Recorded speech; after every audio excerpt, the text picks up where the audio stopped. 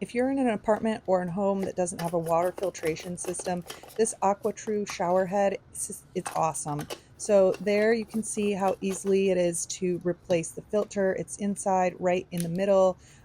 This kit comes with everything you need. So here's some plumber's tape. You will put around the top here. This is what screws into the shower itself. Just a couple layers of this. And then I'll show you next where the plastic rings go. There are small rings and large rings. Right here, the small filter plastic just pops in, simple as that. My shower head actually has one in here too, and it's pretty gross, so I'm going to pull it out and put one of them that came with the AquaTrue in there as well. Just keep the whole system clean. Again, pop it in, simple as that, and then it's time to put it in the shower. So I removed most of the old plumber's tape. I'm going to put new plumber's tape on. I will screw on the AquaTrue. I will screw on my shower head, and it is as simple as that.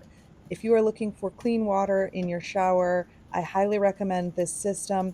Easy to replace the filters, easy to install the whole system, and have a nice, clean feeling.